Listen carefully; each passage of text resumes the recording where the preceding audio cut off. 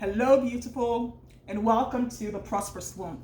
Today, I wanted to dive into pricing with wisdom because this is really important in the coaching industry, especially since a lot of coaches seem to be leaning towards high ticket in 2023 and beyond. What does pricing with wisdom means? It's not a money mindset issue because money mindset, honestly, it is pseudo intellectual BS unless you're talking about money mindset in relationship to sales or to pricing or to marketing or to packaging. Otherwise, it's just pseudo intellectual bullshit. Really, that's all it is. So when I go behind the curtain of many 6, 7, and 8 figure businesses, and I look at how pricing is done for profit, what I see is pricing set at a thermostat. Pricing based on what triggers that particular coach, not the value of the offer or what the client deserves or is looking for. I'll start with this. I think it was March 2018, and one of the coaches I was working with at the time referred a couple to me. I was a relationship coach, or one of the things I was doing was relationship coaching, and I had a marriage rehab offer. It was an amazing package. I thought, I'm delusional about my offers. I think they're all amazing. So it was an amazing offer for 6 months, and it was $50,000. At the time, I was working towards creating $100,000 coaching offers, and I thought by 2019 I want to be able to market and sell my first $100,000 coaching offer. But I was super scared, so I settled for a $50,000 coaching offer. And we're on the sales call. I was on a sales call with a couple. The wife knew how much it was to work with me because it was on my website. My pricing is always on my website. The husband did not know, and they were at the point in their marriage or pre-divorce where they decided, we want to give this a try. We don't want to work with our divorce attorney. Let's find a coach, a relationship coach that can support us to rehab our marriage and communicate better, understand each better, and build a relationship so that our kids can grow up in a stable and loving environment, and we can grow up and grow old together. Okay. And so in the middle of the sales conversation, the husband said to me, what is the investment to work with you? Not in those exact words, but how much does this cost, basically? And I said, it's $50,000 to work with me. And he laughed and looked at his wife and said, oh, so that's just 2 of your bracelets. So if 2 of your bracelets are going to save our marriage, I'm in. And she laughed and looked at him and said, actually, these bracelets are $12,500 each, not $25,000 each. So it's going to take 4 bracelets to save our marriage. And I think that was the turning point for them, actually, in the marriage rehab of coming back together as husband and wife. But the point I make is, when I was pricing that coaching offer, I thought $50,000 was too high, and that I was, like taking candy from a baby. I thought maybe I should do $45,000 or maybe $40,000 because, they're going through a rough patch. At the time, I was in the middle of my separation too. So I know how they felt. I knew what it was like to be at that point in your marriage. I knew the pain they were feeling, but I wasn't tapping into pain. I was looking at what they aspired to get and be after the coaching relationship. It was a line of demarcation for me in my coaching business. It helped me to realize that when it comes to pricing, there's a financial metric that we miss in our business, and that is, at what point does the amount of money you want to charge trigger you? And that is the starting point when I work with clients in the 3P audit, which is the pricing, packaging, and profit audit experience. It's a 2.5-hour experience. And in there, we get to dive into pricing with wisdom, so you walk away with your first real high-ticket coaching offer. And this is what it looks like. I'm going to ask you now, what's your tipping point when it comes to pricing? At what amount does the number start to scare you? So let's say a client comes to me and says, hey, Mimi, I want to add $250,000 to my income this year, or I want to add $1 million a quarter to my income this year, or I want to create my first 8-figure business or 9-figure coaching business, whatever it is for you. And I ask, what are you selling? I will look at your offer suite and we'll look at everything you're doing, and we identify what your core or significant high-ticket coaching offer is going to be, that one high-ticket coaching offer. We look at it, and I look at the price you have for it right now and the value. And let's say it is right now $25,000, and you want to create a high-ticket coaching offer for $100,000. At what number do you start to shake? At what number does your belly start to ache? At what number do you start to feel like you want to vomit and throw up? At what number do you think I'm being an ass for asking you to raise and up level your value of the offer? Is it adding 1 0? Is it adding 2 zeros? Is it adding 3 zeros? At what level? What is the financial measure in your life? Because here's the thing. You assume that your $100,000 coaching offer is expensive because $100,000 is expensive to you. And your client is thinking, that's just my purse, or that is 4 of my bangles, my Cartier bracelets. That's all that is to me. So whose financial metric are you pricing by? What number is meaningful to you, and what number is meaningful to your client? What number creates an emotional reaction in you that tells you no one's going to buy at this level? What number creates an emotional reaction for your client that supports her to say, wow, I want this? You need to know that when you're selling a high ticket coaching offer. You need to know whether your relationship with money is getting in the way of selling your high ticket coaching offer. But first, you need to know if your relationship to money is getting in the way of pricing your high ticket coaching offer.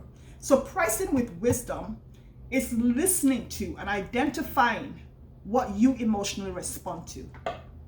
It is listening to and identifying what you emotionally respond to when it comes to money and when it comes to selling. Because you are not going to listen to anything that you don't emotionally identify with. And that is one of the top things that you learn as a trial lawyer. What are you emotionally responding to? Because you want to know what the witness is saying. And the same thing with sales and money. What are you emotionally responding to? At how much money do you get scared? That is the level that you're pricing at, and that is smart pricing. So you say, because I get scared at $75,000, I am not going to sell a $100,000 coaching offer. I'm going to sell a $75,000 coaching offer. And you are diminishing the value for your clients, and you are basically taking yourself out of the market for clients who expect to pay $250,000 for that offer, because that's the value to them, to have that relationship, to have that body, to have the balanced hormones, to have the business that's consistently giving them profits, to have the career of their dreams. That's the value to them. And you are taking that away from them because you are at your thermostat is set at 75K. So look at your offer right now. Can you sell a $10,000 coaching offer? Can you sell a $25,000 coaching offer?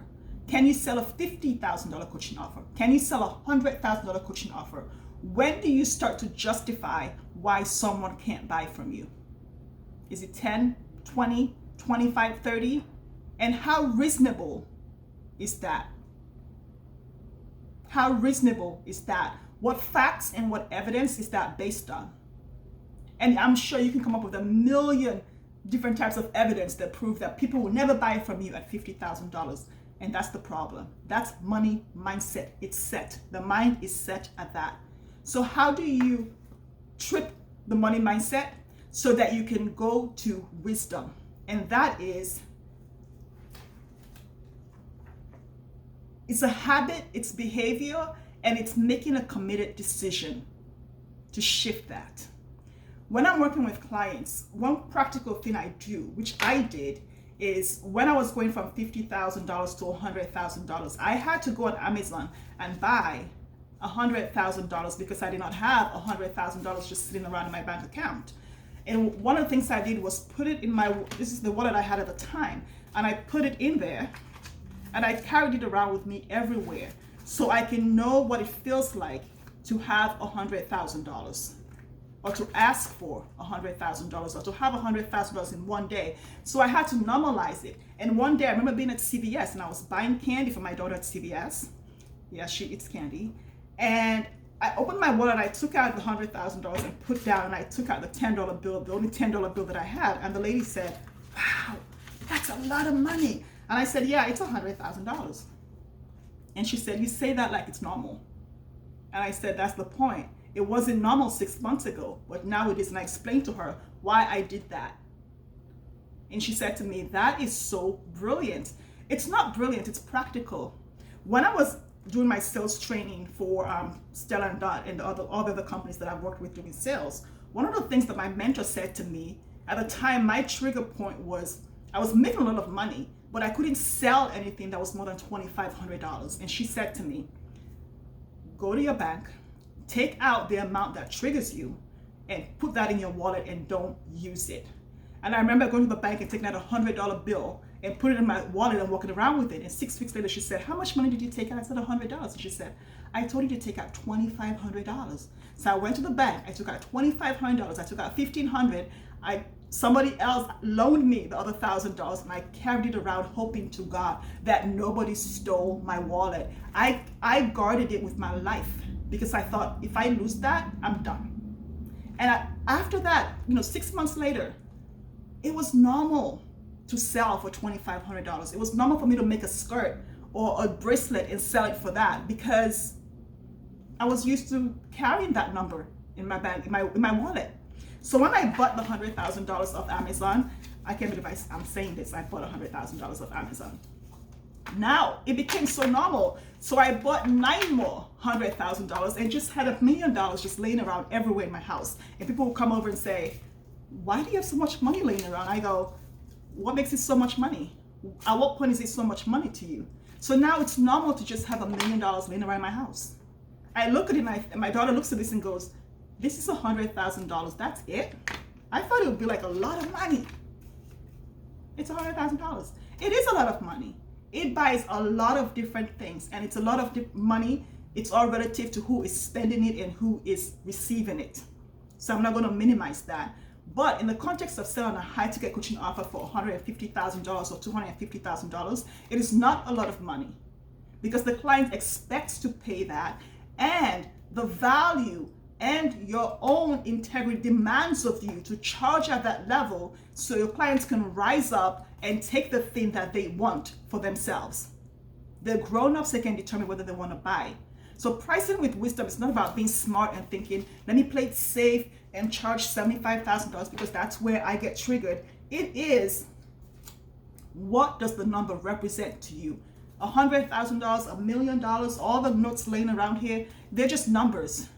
It's whatever you make the number mean, whatever story you attach to the number that determines whether you're going to price with being smart or being wise. And pricing with wisdom is where you get profits. Pricing smarter allows you to maybe break even, and we all know breaking even is a loss. Whether it's an accounting perspective, from a coaching perspective, from a business perspective, it is a loss. It is a loss.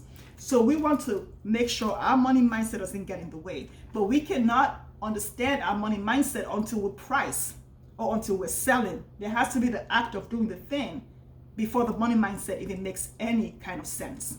So let me know, when do you start to get about money? When does $25,000 start to feel weird to you? When does $50,000 start to feel like, oh my gosh, I can't do this? At what number do your knees start to tremble? Because that is how far you're pricing. Your values, the value you offer is probably $1 million, and you're charging $25K because that's what you can stomach. So it's time to expand that nervous system, work on getting more of God's wisdom to know how to price your coaching offers for profit and for impact, and so that it lands for your clients. That way they show up for the work and don't just half-ass it, or if it's a course, stop the course after 1 month or stop showing up on the group coaching calls. If you're a private coach like me, then you know you need to charge the value of your work so that your clients are invested for those 18 months or those 24 months or those 36 months one-on-one with you. If you're working in group or doing group coaching, you need to charge at the level that makes your clients, supports your clients to show up for the entire time of the relationship or the experience. That way they get out the ROI they paid for. It's not a game. Work wiser, not harder and not smarter. Wiser, because that's how you create both profits and value. Let me know how this lands for you.